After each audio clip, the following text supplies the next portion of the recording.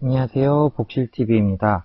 오늘은 요양보호사 1급 시험을 준비하시면서 요점 정리로 몸으로 기억하는 요양보호에 대해서 말씀드리도록 하겠습니다. 일단 공부를 어느 정도 하셨다는 것을 기반으로 해서 우리 선생님들이 시험 전에 조금 더 기억하시기 쉽게, 우리가 기억이란 게 두 종류가 있겠죠. 그래서 해마에서 기억하는 부분도 있고 뇌에서 기억하는 부분도 있고, 쉽게 얘기하면 이제 몸으로 기억을 하는 건 이제 습관, 그 다음에 내가 지금까지 했던 어떤 행동들로 그것을 연결해서 하면은 연상하기가 좀 더 쉬워서 떠오르기가 쉬우실 거예요. 그러니까 이제 우리 선생님들이 시험 전에 한번 정리하는 입장에서 들어주시면 좋을 것 같습니다. 자, 고령이나 노인성 질병 등의 사유로 일상생활을 혼자서 수행하기 어려운 노인들에게 신체활동, 가사활동 등의 장기요양 급여를 제공하여서 노후의 건강 증진, 생활 안전을 도모하고 그 가족의 부담을 덜어줌으로써 국민의 삶의 질을 향상시키는 것을 노인 장기요양보험법의 이제 기본 원리로 삼고 있습니다.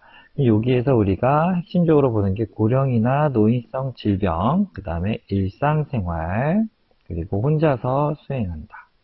이렇게 생각하시면 좋을 것 같고요. 또 신체활동, 가사활동, 그리고 노인 장기 요양급여라는 요 항목들이 키워드가 될 거예요. 고령이나 노인성 질병으로 한다라고 하면 65세를 기준으로 합니다. 65세 이상이거나 65세 미만이더라도 노인성 질병을 가진 사람, 그다음에 일상생활, 6개월 이상 일상생활, 먹고 자고 싸고 같은 그러한 일상생활을 혼자서 수행하기 어려운, 뭐 가족이라든지 같이 사는 이렇게 도움을 받지 못하고 또는 본인 혼자서 수행하지 못하고 우리 요양보호 선생님들이나 사회복지사 선생님들, 타인, 그러니까 전문가의 손을 빌려야 되는 그런 분들에게 신체, 가사 등등 여러 가지 장기요양 급여. 급여라는 게 우리가 꼭 돈을 생각할 수도 있는데요. 그게 아니라 이 등급에 따라서 1에서 지금 5등급이 있죠. 그 등급이 있으면 등급에 한해서 어느 정도 그 월 한도액 안에서 이용을 하면 제가 15%, 시설 20%의 그 급여 항목 내에서 이용을 할 수가 있습니다. 그래서 그 급여를 우리는 어떤 식으로 받느냐, 통장에 돈이 찍히는 게 아니라 그만큼의 서비스로 변경돼서 대상자들이 받게 되는 거죠. 그러면 그분들은 그러한 급여에 관련된 서비스를 받는 수급자이고, 우리 요양보호 선생님들은 뭐죠? 제공자가 되겠죠? 이렇게 기본 원리를 생각하시면서 이제 들어가도록 하겠습니다. 요양보호사 선생님들의 신체를 보면은 크게 요 세 가지 정도를 기억하시면 되겠어요. 1번 허리입니다. 허리는요, 우리 몸의 중심에 있죠? 그래서 요양보호사가 통증을 호소하는 부위 1위가 허리입니다. 그리고 근소한 차이로 2위가 어깨예요. 그리고 손, 다리, 무릎 이런 식의 순서인데 가장 많이 다친 데가 허리이기 때문에 우리 근골격계 배우셨죠? 그러면 허리를 굽히는 것이 아니라 여기 무릎을 구부려서 하시는 게 좋아요. 그래서 여성 선생님들 같은 경우는 정장 치마를 입었다라고 생각하시고 물건을 줍는다고 한번 생각해 보세요. 바닥에 떨어진 볼펜이나 물건을 주실 때 허리를 굽혀서 하는 게 아니라 치마를 입고 있을 때 조금 불편하시죠? 좀 통이 좁은 거. 그러면은 무릎을 굽혀서 앉게 되죠. 그렇게 되면 허리가 이제 서 있는 상태에서 물건을 짚게 되면 훨씬 더 안정적으로 계속 지속적인 일을 할 수가 있습니다. 허리를 구부리고 비트는 동작을 최소화시키는 게 근골격을 예방하는, 허리를 특히 예방하는 부분이에요. 우리 흔히 요추라고 얘기하잖아요. 그래서 우리는 요양보 선생님들이 허리를 다치게 되면 하반신이 또 저릴 수도 있고 힘을 받는 데 어려움이 있을 수 있습니다. 특히 요양보호 업무 같은 경우는 대상자의 체위 변경이라든지 이동 도움 등등의 힘을 요구하는 일이 많게 되어 있어요. 그래서 이런 부분들에 한해서 우리가 오래 일을 할 수 있게 하려면 허리를 가장 중요시하게 생각해야 됩니다. 그래서 허리를 가장 많이 다친다. 1번 허리, 2번 어깨로 이제 기억을 해주시고요. 두 번째는 손이에요. 손 같은 경우는 어떻게 될까요? 이제 자주 씻어야겠죠? 그 대상자와 가장 스킨십이 많이 닿겠죠. 세수해 드릴 때, 그 다음에 양치시켜 드릴 때, 그 다음에 또 식사, 이런 경우 보조, 또 뭐 프로그램 같은 경우에서도 옆에서 많이 손을 사용하게 되겠죠? 우리 일회용 장갑은 뭐예요? 한 번만 쓰라는 거예요. 그래서 화장실 가는 거를 도와드릴 때 썼던 뭐 장갑을 식사할 때 쓰면 될까요? 안 되겠죠. 그럼 식사하실 때는 또 손도 씻고 그냥 껍데기만 간다고 되는 게 아니라 손 소독을 정확하게 하시고 그 다음에 비닐 장갑도 바꿔서 끼시면 되겠고요. 손 씻기는 뭐 말씀 안 드려도 여러 곳에서 정말 많이 강조하고 있으니까 아실 거고, 그다음 우리 손에서는 손톱이 있고 손가락 끝이 있죠. 그래서 어르신들 머리를 감겨드린다라든지 할 때 우리 손톱이 닿게 되면 두피 쪽에 상처가 생길 수가 있어요. 그래서 머리 감겨드리고 할 때도 우리는 항상 손가락 끝을 이용한다. 그리고 손은 고형 비누, 우리 그냥 흔히 쓰는 비누 같은 요렇게 동그랗게 생긴 비누들 있죠? 그런 것들은 많이 쓰게 되면 세균들이 여기 묻어서 남아있을 수가 있어요. 그래서 물비누 이렇게 눌러가지고 꾹꾹 짜가지고 하는 거 있죠. 그렇게 하면은 훨씬 더 감염 쪽에 예방될 수 있습니다. 그리고 손 같은 경우는 대상자를 잡을 때 꼬집는 식처럼 잡거나 옷깃을 잡는 것이 아니라 대상자의 이제 면적이 넓게 잡아야 피부 같은 경우 이제 꼬집는 듯이 안 해야 기분이 덜 나쁘시고 또 덜 다치시겠죠? 그래서 감싸 안듯이 잡아주시고 팔로 이제 어르신들 일으켜 세워드리거나 할 때 뒷목을 잡는 게 아니라 사람이 이렇게 이쪽에 있으면 손을 뒤쪽으로 해서 이런 식으로 이해되실까요? 공부하신 분들은 아시겠죠? 또 뒤에 딱 연결해서 내 몸 쪽보다 멀리 있는 쪽 어깨를 감싸 안듯이, 그러니까 뭐 친구들끼리 어깨 동무하는 거라고 생각하시면 될 것 같아요. 그렇게 해서 해야 경추가 다치지 않고 할 수 있으니까 손 이렇게 생각해 주시면 되겠습니다. 그 다음에 세 번째는 명치입니다. 명치 같은 경우는 어디서 많이 나오냐면 질식시 응급처치하는 법에서 많이 나오게 돼요. 하임리히법이라고 하니까 우리 응급처치가 두 개가 나옵니다. 하임리히법이랑 CPR. CPR 같은 경우는 심폐소생술이죠. 요거 할 땐 심장 마사지니까 심장을 눌러주는데 이때는 팔꿈치를 꼭 펴가지고 하셔야 되고, 우리 손을 보면은 이렇게 손이 있잖아요. 그러면 손의 요 부분, 발로 치면 발꿈치 같이 손꿈치 요쪽 부분을 이용을 해서 꾹꾹 눌러줘야 돼요. 그래야 심장까지 충격이 가서 심장에 이제 다시 뛰게끔 해주는 거니까 CPR 할 때는 요 손 부분에서는 손꿈치 부분 쪽을 해야 되니까 손가락을 살짝 들어줘야겠죠. 그래서 반대쪽 손으로 내 손에 깍지를 껴서 당겨주면은 손이 들리겠죠. 그럼 손꿈치 부분이 심장 위쪽을 해서 팔꿈치를 핀 상태로 직각으로 온몸을 꾹꾹꾹꾹 눌러주면 심장까지 충격이 갈 겁니다. 그리고 여기 하임리히법에는 명치 쪽이잖아요. 그래서 정확하게는 명치와 배꼽 중간쯤을 뒤에서 끌어안듯이 백허그 하듯이 잡아가지고 후 상방으로 하셔야 돼요. 그래서 뒤쪽으로, 그 다음에 위쪽으로, 그래서 동시에 하면 이렇게 퍼올리는 식으로 뒤쪽 이렇게 퍼올리게 되겠죠? 그리고 이렇게 도움이 필요하신 분들 같은 경우는 목을 조르는 자세를 취하게 됩니다. 손으로 목을 이렇게 감싸 안는 거예요. 그 다음 얼굴이 파래지는 청색증이 나타나곤 합니다. 그러니까 목을 조르는 자세 또는 청색증이 나타난 대상자에게, 그리고 플러스 뭐가 있어야 돼? 의식이 있는 상태여야 합니다. 의식이 있는 상태인 경우에 이렇게 하임리히법을 쓴다. 이렇게 기억을 하시면 되겠어요. 그 다음에 우리 몸과 관련돼서 이제 기억해야 되는 거, 대상자를 대할 때 이제 치매 어르신이거나 나를 또 기억 못 하시는 분이 있더라도 복장은 깔끔하게, 그 다음에 좀 밝게 최대한 하셔야 이제 좀 뭐랄까요, 라포 형성, 우리 친밀감을 형성하는 데 있어서 도움을 줄 수가 있습니다.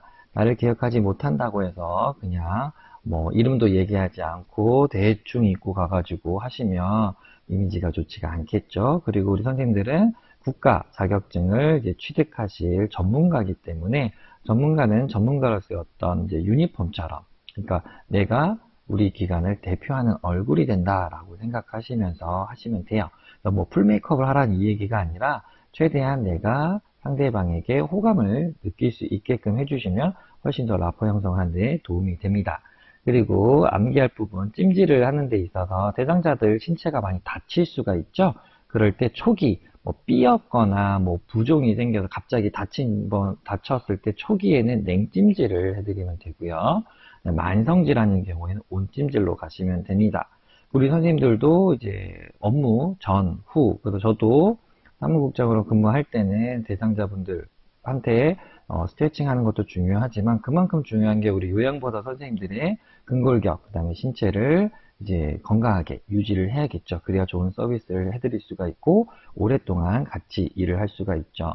치매 어르신들 같은 경우는 대상자가 바뀌게 되면 굉장히 불안해 하시는 경향들이 있다 보니까 우리 선생님들이 오래 일을 하시는 게 대상자에게도 큰 도움이 됩니다. 그래서 스트레칭을 많이 이제 전후로 해주시는 게 좋은데요. 저 같은 경우 국민체조 이런 걸 영상으로 띄워드리면서 같이 좀 준비 운동을 하실 수 있게끔 이렇게 조치도 하는데 저희 교과서에 나와 있는 부분들에서 보면은 스트레칭에서의 암기할 부분은 10에서 15초 정도 그 자세를 유지하는 것, 그리고 5회에서 10회 정도 반복하는 것, 그리고 스트레칭은 빠르게 하는 게 아니라 천천히 정확한 자세를 해서 근육들을 이완시켜서 다치지 않게끔 하는 게 중요합니다. 그래서 손등을 쭉 핀다라든지 팔꿈치를 쭉 핀다라든지 이렇게 해서 상체 그리고 하체 같은 경우도 좀 근육을 이완시키면서 하시면 좋겠죠. 그다음 대상자를 부축할 때입니다. 그러면 우리는 어떻게 부축을 해야 되나? 일단 어느 쪽일까요? 불편한 쪽을 또는 마비된 쪽을 우리가 부축을 해드려야 이용자가 건강한 쪽은 움직이고 나머지 불편한 쪽을 우리가 도와줄 수가 있는 겁니다. 그러기 위해서 우리는 대상자에게 일단 가까이 다가서서 진행을 해야 되겠죠? 그리고 천천히 일으킬 때도 좀 천천히 일으켜서 뭐 기립성 저혈압이라든지 아니면 혈액순환이 부족하시고 좀 떨어지는 분들이 안정적으로 앉으실 수 있도록 그래야 낙상, 넘어지는 것을 예방할 수가 있습니다. 그리고 부축할 때 옆에서 할 때는 이제 겨드랑이를 생각해 주시면 되고요. 이 부분. 그래서 겨드랑이 이렇게 이렇게 팔꿈치 쪽 이렇게 잡아서 해주시면 좋을 것 같고요. 그리고 뒤에서 할 때는 허리와 어깨입니다. 허리, 어깨 아까 뭐였죠? 요양보 선생님들이 가장 많이 다치는 1위가 허리고 2위가 어깨라 그랬죠? 그래서 허리와 어깨 부위를 뒤에서 할 때는 좀 받쳐주시면서 뒤로 넘어지지 않도록 도와주시면 될 것 같아요. 자, 그 다음에 근골격계 질환에서 특징적인 게 뭐냐면 반복적이고 나쁜 자세. 아까 나쁜 자세 뭐였죠? 구부리거나 비트는 자세 또는 내 힘의 상한치를 넘어서는 무리한 물건 같은 경우 들 때 내가 한 10kg까지는 괜찮은데 20kg 들면 너무 힘들어요. 근데 20kg를 계속 들게 되면 허리나 관절 또는 뭐 어깨 여러 곳에 무리가 올 수 있겠죠.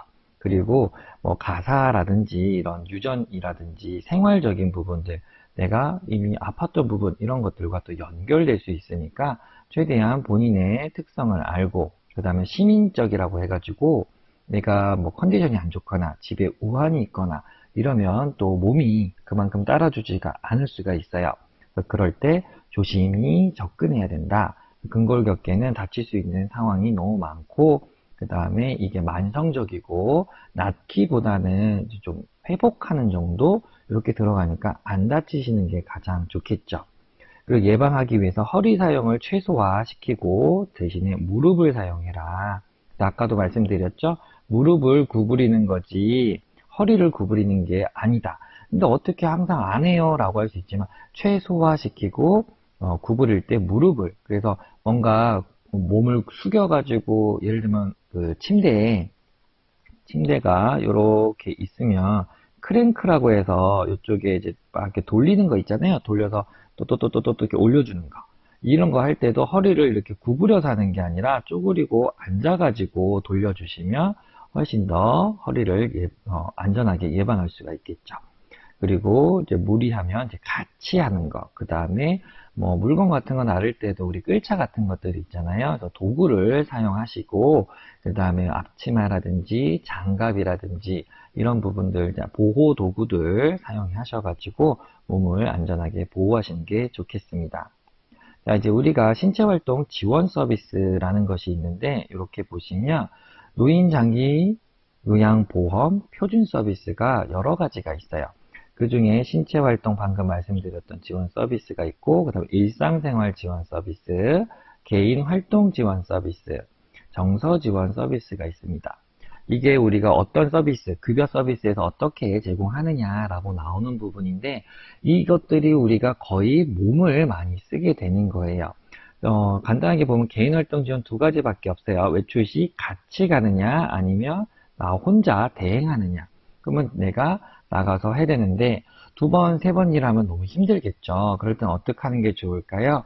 계획을 미리 세워서 동선을 파악하고 준비물 같은 경우 금액이라든지 진단서라든지 아니면 처방전 이런 것들 미리미리 준비하면은 왔다 갔다 두 번 일을 안 하게 되면 내 몸이 좀 더 편하고 내 몸이 좀 더 안정시켜 상태에서 일을 계속할 수가 있겠죠. 정서지원 같은 경우는 여기 신체와 영역은 아니기 때문에 설명은 하지 않도록 할게요. 대신에 이런 것들이 있다 정도는 알고 계시면 될 거고요. 일상생활과 신체 활동 지원 서비스를 구분하는 거 좀 쉽게 말씀을 드리면 일상생활 지원 서비스는 먹고 자고 싸고 중에서 사람이 있으면 그 사람의 주변을 도와주는 거라고 생각하시면 됩니다. 그러니까 어떻게 보면 이 클라이언트와 그러니까 밀접한 어떤 영역들이지만 클라이언트와 딱 닿는 건 아니다. 그러니까 스킨십은 닿지 않는다. 생각하시면 되고 신체활동 지원 서비스 같은 경우는 대상자와 내가 조금이라도 뭔가 면적이 닿는다라고 생각하시면 돼요. 그래서 신체활동 지원 서비스는 스킨십이 들어가는 영역들을 찾으시면 좀 더 쉬울 것 같습니다. 자, 어떤 게 있냐면 세면, 목욕 도움이 있어요. 자, 세면, 세수할 때 우리 얼굴에 손이 닿죠? 그 다음 목욕할 때도 몸에 손이 닿죠? 머리 감기기, 제가 아까 머리 감기기 손 어떤 걸 써야 돼요? 손톱이 아니라 손가락 끝을 쓰셔야 되고 몸단장, 옷 갈아입히기 이런 경우들도 우리가 신체 접촉이 들어갈 수밖에 없죠. 구강관리, 뭐 양치라든지 그다음 식사도움, 그다음에 이동할 때 우리가 아까 팔꿈치 면적 넓게 그래서 팔꿈치와 또 옆에서 할 땐 겨드랑이, 뒤에서 할 때는 허리와 어깨 이렇게 감싸서 이제 보조해 주셔야 된다 그랬죠. 그다음에 체위 변경. 그거는 이제 와상 어르신들 욕창 생기지 않도록 해주는 부분들 다 스킨십이 들어가는 부분이죠. 이렇게 생각하시면 객관식에서 다음 보기 중 신체활동 지원 서비스가 아닌 것은 무엇인가? 1번 머리 감기기, 2번 옷 갈아입히기, 3번 식사도움, 4번 체위 변경, 5번 주변 정돈. 이렇게 했을 때 뭘까요? 주변 정돈이겠죠? 그래서 일상생활 지원 서비스 같은 경우는 대상자가 살아갈 수 있게 그 주변을 도와준다. 그래서 취사, 세탁, 청소나 주변 정리가 되겠죠. 우리 요양보호사 선생님들이 신체 활동 영역에서는 들어가지만 어르신과는 직접적으로 닿지 않는다라고 하시면 신체활동 지원 서비스, 일상생활 지원 서비스 구분하실 수 있을 거예요. 개인활동 지원 서비스는 두 개밖에 없으니까 이 두 개는 외워놓으시고요. 그다음 정서 지원 서비스 같은 경우는 그냥 딱 봐도 정서적인 거, 이제 뭐 기억하고 회상하고 그 다음에 좀 보듬어드리고, 그죠? 지지해드리고 이런 쪽이죠. 의사소통 영역. 이렇게 기억하시면 쉽게 암기가 되실 것 같아요. 자, 그러면 이제부터 어떻게 하는지 한번 살펴보도록 하겠습니다. 신체를 가지고. 먼저 옷 입히기와 옷 벗기기가 있는데 요게 조금 이제 외울 때 힘드실 분이 있을 거예요. 마비된 쪽, 그 다음에 머리 넣고, 그 다음에 링겔, 그리고 건강한 쪽 이렇게 작성을 해 놓은 겁니다. 자, 우리가 이제 편마비가 있다라고 생각할 때 어떤 식으로 되냐면 자, 대상자가 저를 바라보고 있죠? 그러면 여기 우측 편마비라고 볼게요. 제가 노란색 형광펜으로 칠해놓은 부분이 이제 대상자 입장에서 우측이죠? 우리 선생님들이 볼 땐 좌측이겠지만, 그래서 항상 대상자 기준으로 기억을 하셔야 돼요. 자, 옷을 입힐 때는 못 움직이는 쪽, 관절이 구축된 쪽부터 입혀드려야 좀 더 수월하게 들어가요. 안 움직이는 팔을 막 잡아 당기면 애들은 만세 해가지고 옷을 휙 벗기고 그 다음에 머리부터 뿅 넣은 다음에 손을 집어넣으면 되지만 대상자 같은 경우들, 우리 어르신들 같은 경우는 관절이 많이 구축되어 있는 상태입니다. 그래서 이렇게 무지개를 그리듯이 생각해 보세요. 그래서 마비된 쪽 들어가죠. 그 다음에 머리 넣어야 되죠. 티셔츠가 있는 경우에 머리 들어가고, 그 다음에 링겔 같은 경우도 건강한 쪽에 맞으세요. 이렇게 링겔을 맞고 있습니다. 그러면 이 순서대로 제가 이렇게 무지개 그리듯이 이렇게 넘어간다 그랬잖아요. 그러면 1번, 2번, 순서대로 3번, 4번. 그래서 넣는 게 손부터 들어가잖아요. 그래서 이렇게 기억을 해주시면 옷 입히기, 마비된 쪽, 머리, 링겔, 건강한 쪽. 그래서 링겔을 안 끼신 분들은 뭐예요? 마비된 쪽, 머리 넣고 건강한 쪽. 근데 이게 와이셔츠 같이 단추가 있는 거다. 아니면 추리닝처럼 지퍼가 있다. 라고 하면 머리를 굳이 안 넣어도 되죠? 그럼 마비된 쪽 먼저 넣고 건강한 쪽. 이런 식으로 가면 되겠습니다. 그럼 반대로 옷을 벗길 때는 어떻게 하느냐? 이렇게 또 거꾸로 가시면 돼요. 그래서 이쪽부터 1번 건강한 쪽이죠. 그 다음에 2번 링겔이 그 다음에 있죠.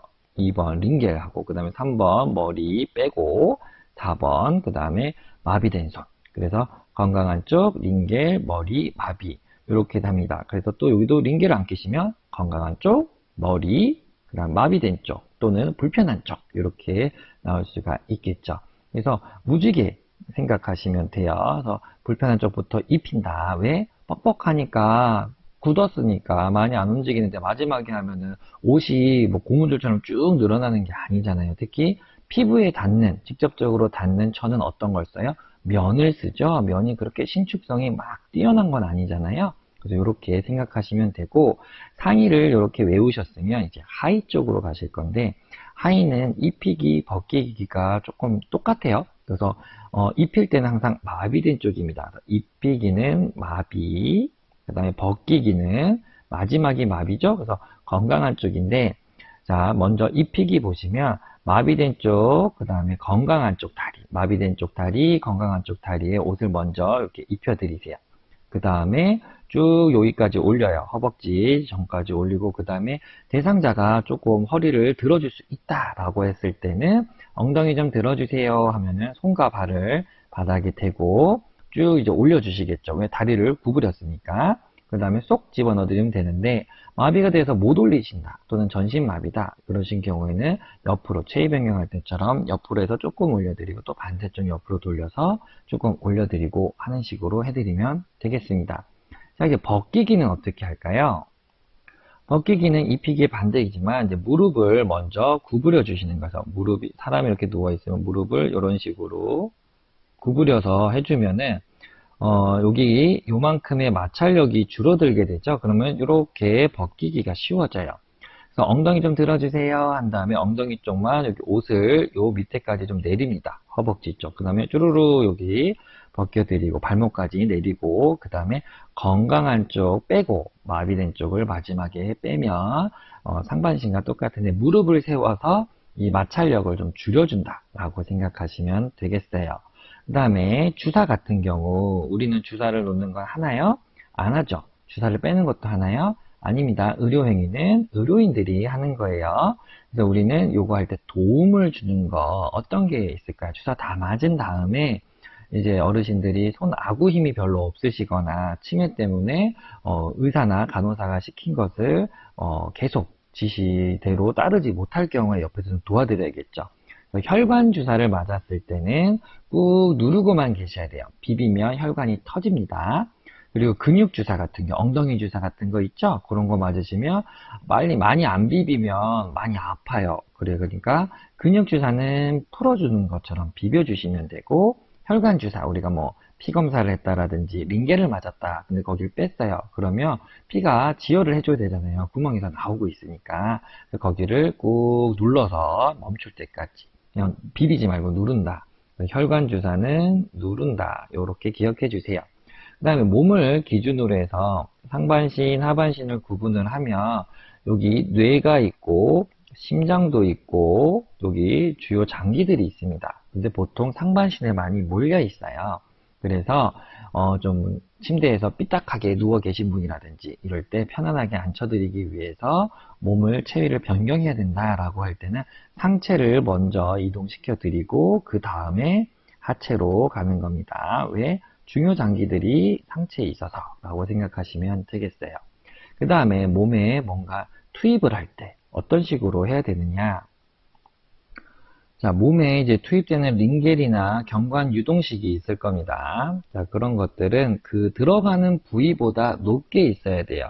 지금 여기 그림이 많아가지고 여기 따로 이렇게 보여드리면 자, 링겔 같은 경우는 어떻게 맞아요? 쭉 맞으면 이게 혈관과 연결이 되죠? 혈관에 주사를 맞고 들어가니까 심장보다 높게 해요. 들어가는 부분. 그러니까 왜냐면 지구는 대기압이 있잖아요. 그래서 위에서 밑으로 누르는 힘이 있다 보니까 링겔이 몸으로 안쪽으로 들어가려면 우리 몸보다 위에 있어야 되는데 그 몸의 위치가 어디예요? 들어가는 부분. 그래서 심장까지 닿아야 되니까 심장보다 높게입니다. 경관유동식은 콧줄 환자라고 보통 얘기하죠. 코로 코와 위와 이제 관이 연결되어 있어서 그쪽으로 식사를 하시거나 약을 드시거나 물을 넣는 그런 경우입니다.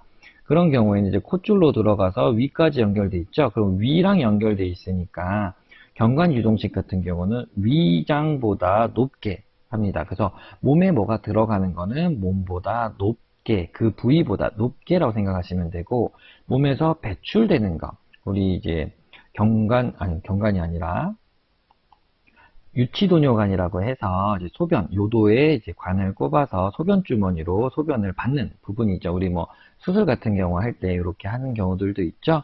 그래서 배뇨나 이런 게 잘 안 되시는 분들은 소변 주머니 하시는 경우들이 있어요. 근데 몸에서 나가는 건 들어오는 거와 반대로 낮게 있어야 됩니다. 그래서 소변 주머니 같은 경우 낮게, 그래서 어디서 소변이 차죠? 방광이죠. 방광보다 낮게 들어가야 되고, 보행 가능할까요? 네, 가능합니다. 링겔하고도 우리 어디 이동할 수 있잖아요. 돌돌돌돌 밀면서. 근데 그게 왜 그렇게 뭔가 바퀴 달린 거기다 링겔 거리에다 왜 걸어요? 높게 유지를 해야 되니까. 그래서 높게 유지를 하되, 이 소변 주머니 같은 경우 어떻게 해요? 내 방광보다, 그러니까 내 허리, 그 아랫배보다 더 낮은 위치로 들고 다니시면 이동하는데 지장이 없어요. 대신에 요도에 이 바늘처럼 관이 끼워져 있으니까 그쪽이 다치지 않도록 조심하셔야겠죠. 그리고 소변 같은 경우는 두세 시간에 한 번씩 소변 주머니를 확인하셔서 찾는지, 찾으면 비워주셔야겠죠. 그래서 소변 같은 경우는 두세 시간에 한 번씩 확인하시고, 방광보다 낮게, 하지만 바닥에는 오염물질이 있을 수 있으니까 바닥에는 놓지 않는다.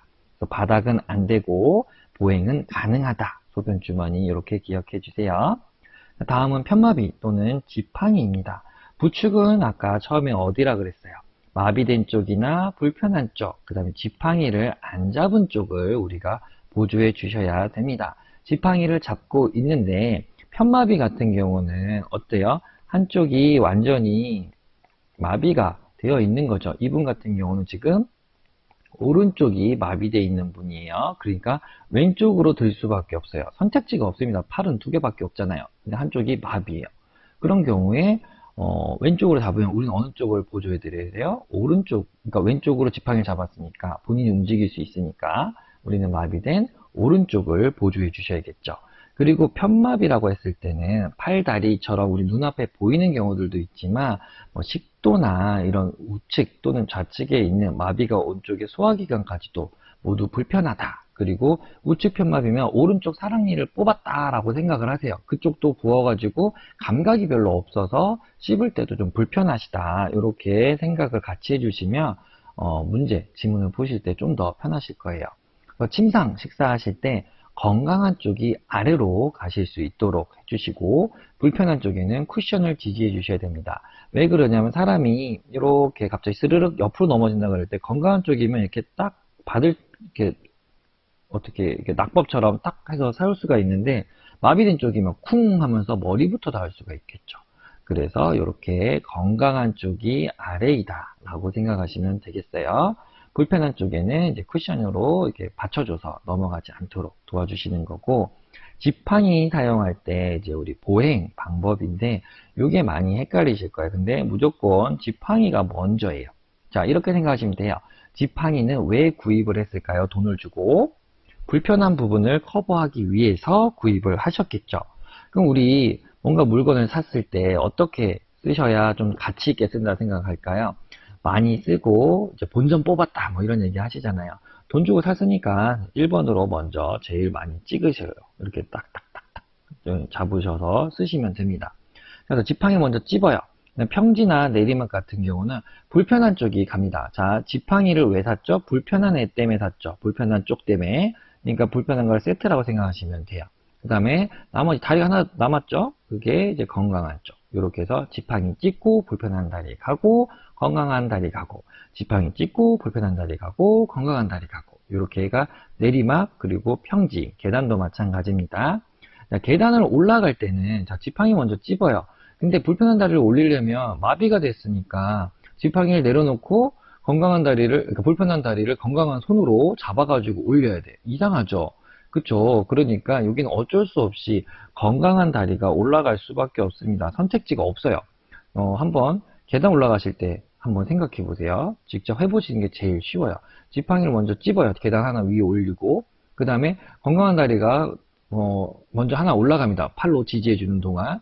그리고 나면은 몸이 쓱 올라가니까 불편한 다리도 어느 정도 한 80% 정도는 따라 올라갈 거예요. 그러면 살짝만 들어주면 착지를 할 수가 있겠죠. 그러니까 지팡이 찝고 한 칸 올리고 건강한 다리 한 칸 따라 올라가고 그 다음 몸이 쭉 올라가면서 불편한 다리도 올라가고 이렇게 해서 계단 올라갈 때는 지팡이 건강한 쪽, 불편한 쪽 이렇게 기억하시면 돼요.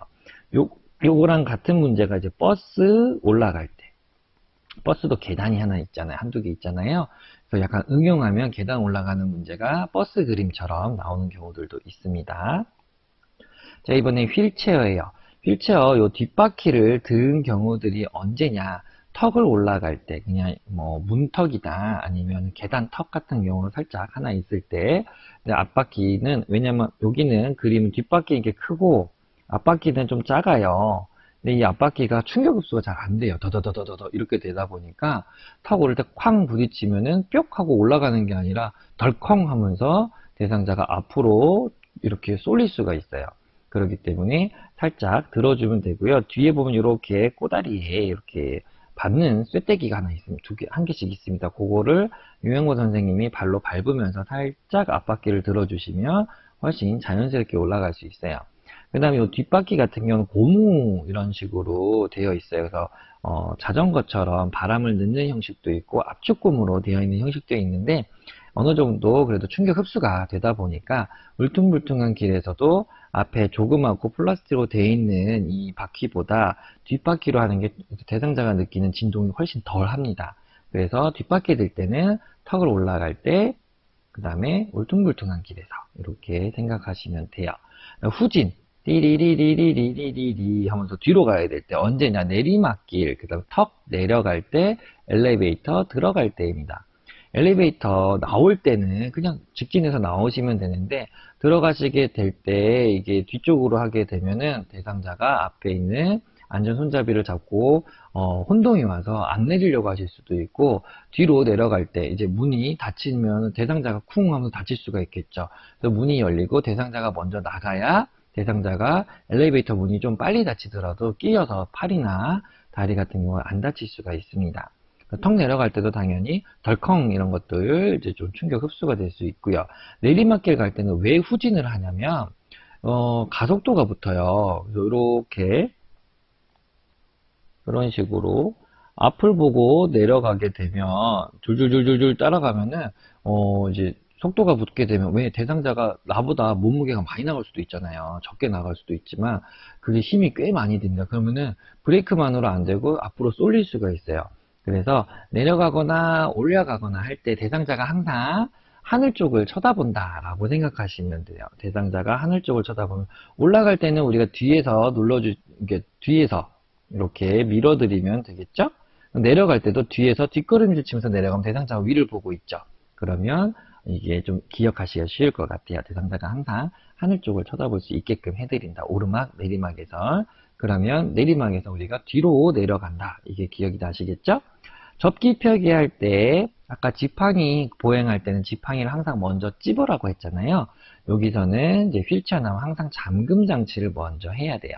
바퀴기 때문에 굴러가는 거를 멈춰줘야 대상자가 타거나 일어설 때 쿵 하면서 뒤로 밀려가지고 넘어지는 경우들을 줄일 수가 있어요. 낙상을 예방하기 위한 거죠.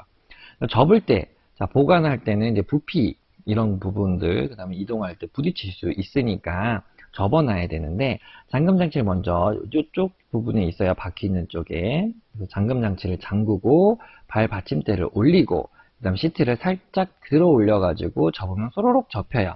그 다음에 팔걸이까지 접어서 보관을 하시면 되겠습니다.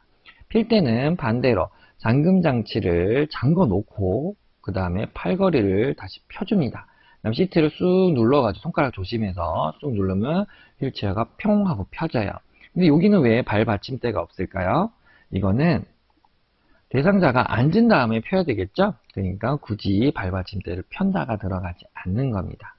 자, 공기압이라고 하는 거는 뭐냐면 타이어에 바람이 얼마나 들어가 있느냐, 공기의 압력 이렇게 생각하시면 되겠어요. 그 손으로 힘줘서 눌러가지고 한 0.5cm 정도 들어가면 딱 좋은 정도입니다. 공기압이 너무 높으면 진동흡수가 안 돼요. 그러니까 빵빵하다는 거죠, 바퀴가. 진동흡수가 안 돼서 탕탕탕탕 이렇게 되니까 대상자가 조금 힘들 거예요. 대신에 제동, 이 잠금 장치를 걸었을 때는 딱 멈출 수가 있는 장점은 있습니다. 약하게 바람이 너무 많이 빠져 있으면 브레이크가 이거를 바퀴를 이렇게 눌러가지고 마찰을 하는 형태인데 이게 너무 물렁물렁 하면은 그냥 밀면 줄줄줄줄줄 드드드드드 하면서 밀리면서 그냥 브레이크가 안 걸리게 되는 불상사가 벌어지게 돼요. 그 다음에 바람이 너무 없으면 우리 막 그 자전거 타보실 때 기억나시죠? 막 잘 안 굴러가잖아요. 그럼 밀어드리는 우리 대상자를 위해서 일하는 우리 요양보호 선생님들도 굉장히 힘들 수가 있습니다. 그래서 공기압은 0.5cm 정도 눌렀을 때 0.5cm 정도 들어갈 정도로 맞춰주신다. 그리고 침대에서 이렇게 휠체어 또는 휠체어에서 침대로 이동하는 경우들이 있죠. 침대에서 휠체어로 이동할 때는 건강한 쪽에 휠체어를 이제 파킹을 해드려야 되고 30에서 45도 침대 옆으로 대드리면 됩니다. 그 다음에 잠금 장치를 꼭 걸고 해야 된다라는 거 기억해 주세요. 요거는 침대 할 때 다시 또 설명드릴게요. 자, 이제 침상에 누워 계신, 주로 이런 분들을 와상 어르신이라고 해요. 많이 오랫동안 누워 계신 분들. 욕창 예방 매트리스를 깔게 되는데, 욕창 예방 매트리스의 특징은 뭘까요? 복지용구 중에서 대여 또는 구입이 둘 다 가능한 유일한 용품입니다. 그래서 욕창 예방 매트리스 꼭 기억해 주시고, 얘는 1인용이에요. 2명, 3명 올라가시는 게 아니라는 거. 그 다음에 이게 예방, 눌리는 부분들을 이제 좀 방지해 주는 거기 때문에 엉덩이 쪽에, 대상자의 엉덩이 쪽에 손으로 눌러보면은 이제 공기압이 잘 들어오는지, 공기가 잘 되고 있는지, 욕창 예방 매트리스가 정상적으로 작동하는지를 확인할 수 있어요. 눌렀다가 힘빼면 쑥 올라온다. 그러면 뭐예요? 정확하게 잘 작동이 되는 거죠. 근데 눌렀는데 바람 슉 빠지면서 다시 안 올라와. 탄력이 없어. 그러면 이제 고장이 난 거겠죠. 그럴 때는 시설장님에게 보고해서 수리를 해가지고 또는 뭐 보호자가 뭐 구입을 다시 해오실 수 있도록 이렇게 안내를 해드려야겠죠. 우리는 관찰하고 그 관찰한 내용을 정보를 전달할 의무가 있습니다. 그럼 침상에서 식사를 보조할 때는 침대는 30에서 60도, 3분의 1에서 3분의 2 정도를 올려주시면 되겠어요. 침대가 이렇게 해서 30에서 60도 정도 이렇게 올려드리면 대상자가 이렇게 앉아서 식사를 하실 수가 있겠죠. 식사하시고 나면 소화가 잘 되시도록 최소 30분 정도는 앉아 계실 수 있도록, 식사 시작부터 30분이 아니라 식사 마치고 나서 30분 이야기 드리는 거예요. 체위 변경, 오래 누워 계시면 욕창이란 게 생길 수가 있습니다. 욕창이 생기지 않도록 최소 2시간에 한 번씩은 체위를 옆으로 또는 앞으로 뒤집어서 또는 엎드린 자세 아니면 이제 앉는 자세 이렇게 해서 바꿔서 압력이 분산될 수 있도록 해주셔야 되겠습니다. 그리고 침대에서 이렇게 30도에서 60도 이렇게 일어날 때도 있죠. 그 다음에 이렇게가 아니라 우리가 그냥 번쩍 일으켜 놔야 될 때가 있어요. 왜? 휠체어로 이동을 하신다든지 할 때. 근데 그럴 때 어떻게 해야 될까요? 건강한 쪽이 아래쪽으로 해야 본인이 쓸 수 있는 손이 밑을 받치면서 일어나실 수가 있고, 천천히 일어나실수록 기립성 빈혈이라든지 아니면 저혈압 이쪽에 그걸로 인해서 핑 도는 증상들을 줄일 수가 있습니다. 그래서 번쩍 일으키지 마시고, 자, 조금 천천히 일어날게요 하고 앉혀드리고, 조금 앉아 계세요.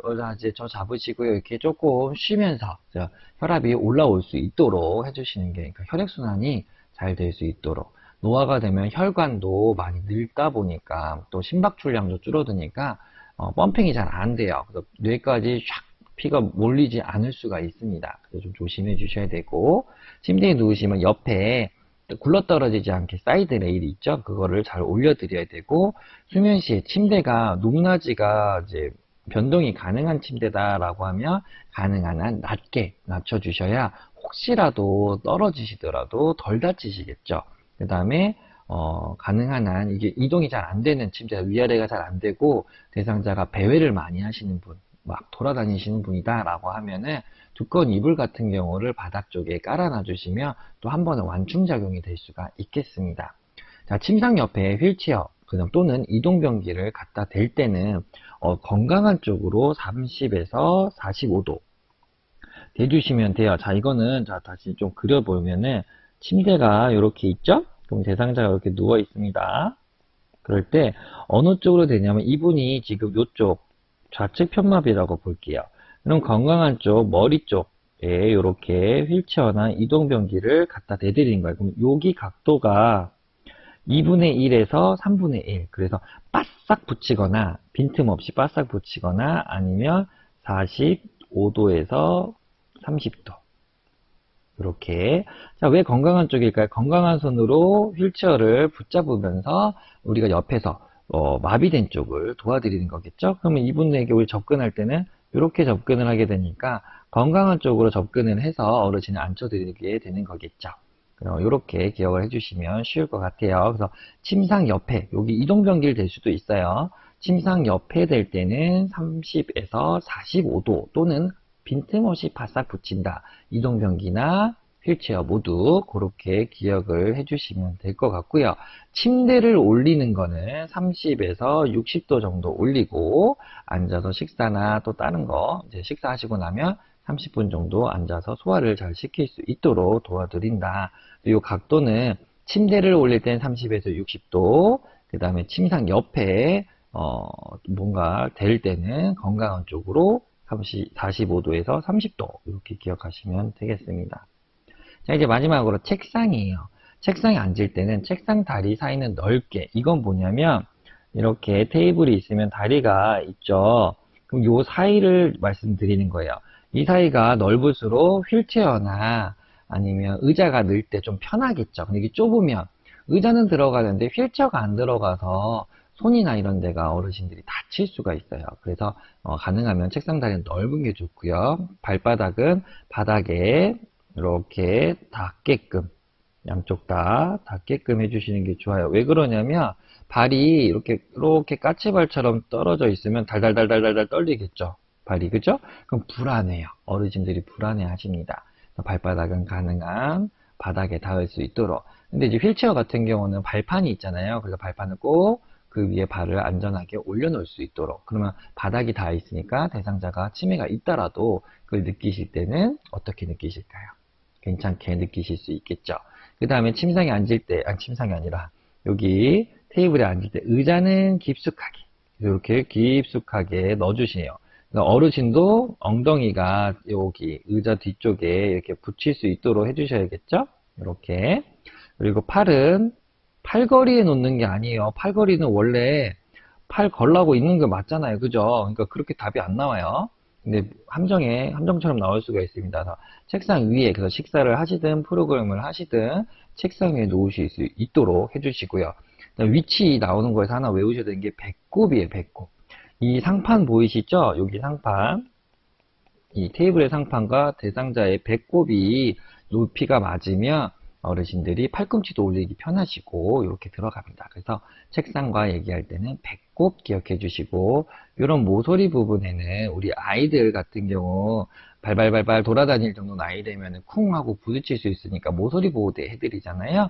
그래서 여기도 모서리 보호대 해드리는 게 좋습니다. 그 다음에 치매 어르신들 같은 경우에는 유리, 투명한 부분들을 좀 인지하기가 좀 힘들어하는 경우들이 있어요. 그래서 유리 테이블보다는 그냥 좀 불투명한 테이블이 훨씬 대상자에게 안정감을 줄 수 있어요. 안 그러면 그 위에 식판이나 물컵 같은 게 올라가 있다라고 할 때 이게 둥둥둥 떠 있다라고 생각하시면서 불안해하실 수가 있습니다. 그럴 때 기왕 산 유리 되게 비싸게 샀는데 이거 어떻게 유리 이 테이블 버려야 되나? 하지 마시고 그때는 볼을 씌우면 되겠죠. 식탁보 같은 경우. 그래서 그렇게 생각하시면 우리가 몸을 써서 하는 부분들 이렇게 아실 수가 있을 것 같아요.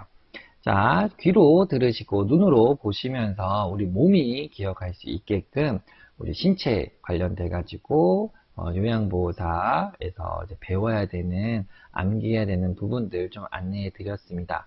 도움이 되셨으면 좋겠고요. 우리 선생님들 1급 시험 모두 합격하셔서 국가 자격증 가진 전문가로서 대상자분들 도움을 많이 주시고, 그 다음 우리 선생님들도 근골격계 다치지 말아서 안전하게 오래오래 행복하게 일을 하실 수 있으면 좋겠습니다. 저는 또 다음 또 파트로 또 준비해서 우리 선생님들 도움을 드리기 위해 찾아오도록 하겠습니다. 복실TV였습니다.